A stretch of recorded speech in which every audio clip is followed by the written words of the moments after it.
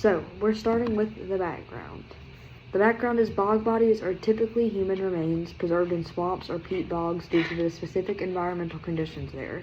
These peat bogs are naturally cold, low in oxygen, and filled with highly acidic water, all of which work together to dramatically slow down decay. Because of this, preserving a body becomes almost effortless for the bog, yielding results unlike any other form of natural preservation. The acidity essentially tans the skin, while the lack of oxygen prevents bacteria from breaking the body down. This combination allows hair, skin, internal organs, or even clothing or accessories to survive for thousands of years. Bog bodies are typically human remains that have been preserved in peat bogs. These bogs are colder, oxygen-deprived, and highly acidic, making them perfect for preservation. All of these factors slow decay and allow for conservation unlike any other. It preserves skin, organs, and even clothes. This gives archaeologists an in-depth look into the lives and deaths of these people from long ago. Most date back to the Iron Age in Northern Europe and also show signs of ritual sacrifice, even though some of them may have been victims of crime or brutality. Because they are so well preserved, they are often considered among our best glimpses into the past, offering a deep understanding of the period in which they originated. When discovered, bog bodies are carefully removed and placed in areas where they can be studied without worry of further decay. Ritual sacrifice. In many Iron Age cultures, ritual sacrifice was believed to honor or appease gods or to mark important spiritual events. Offering a human life was seen as the most powerful gift a community could give, demonstrating deep religious devotion to its gods and bringing blessings to its people. Bog bodies that show signs of ritual killing, like careful placement, nooses, or multiple injuries, show us that these people were chosen for critical religious purposes rather than punished as criminals. Their death provides archaeologists with insight into beliefs, fears, and traditions of many ancient societies, further revealing how spiritual practices shape daily lives and community values. Tollund Man, he is a bog body who was discovered in, I believe, the 90s. Not the 90s, the 40s. He was discovered in the 40s. I'm lying to you. And because he was discovered in the 40s, there's been a lot of research done on him leading up to now. But he was believed to be sacrificed, and there were some artifacts found with his body. Except there were not that many. But the items associated with him provide valuable insight into Iron Age life and practices.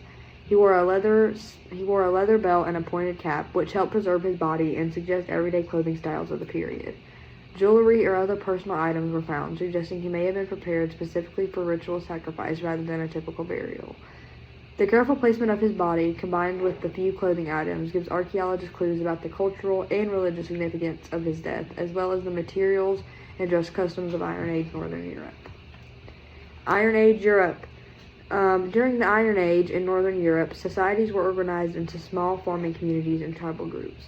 People relied on agriculture, animal husbandry, and trade to sustain their communities, while iron tools and weapons enabled more efficient farming and defense. Settlements often included fortified villages or hill forts, reflecting concerns about conflict and protection. Religion played a central role in daily life, with communities practicing rituals, offerings, and at times human sacrifice to honor gods and ensure prosperity. This period also saw the development of textiles, metalwork, and pottery, demonstrating growing craftsmanship and cultural connectivity among the region. In conclusion, Tollund Man and other bog bodies give us a rare and detailed glimpse into life and death systems in Northern Age Europe. Iron Age Northern Europe. The unique preservation of these bodies, along with the few artifacts found with them, help archaeologists understand how people lived, what they wore, and the spiritual practices that shaped their communities. Evidence of ritual sacrifice, careful body placement, and limited personal items shows the deep religious significance of these deaths. Altogether, these discoveries allow to connect more directly with everyday experiences and traditions of Iron Age societies, making bog bodies among the most valuable archaeological finds from this period. Now, bog bodies are really cool because, as discussed, they are very well preserved. And this being said, Tollund Man in my slides, you can see the pictures. He is actually perfectly preserved, and you can even see the bog in which he was placed in. It's basically like a crater in the ground that he was placed into, probably because he was sacrificed for ritual sacrifice, because they were freaks back in the day. Freaks, I tell you.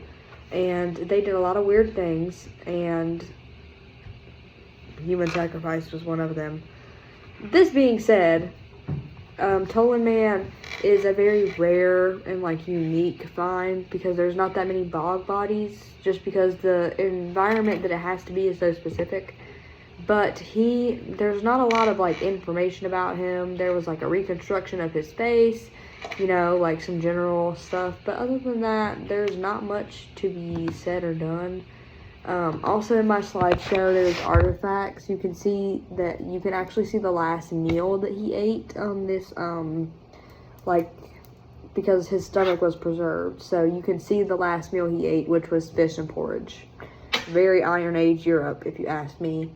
Clothing and footwear, leather, and the noose that was tied around his neck were also found, which is why one of the books that I used was about nooses, because there's like 2 books that mention him, so I had to really try my best.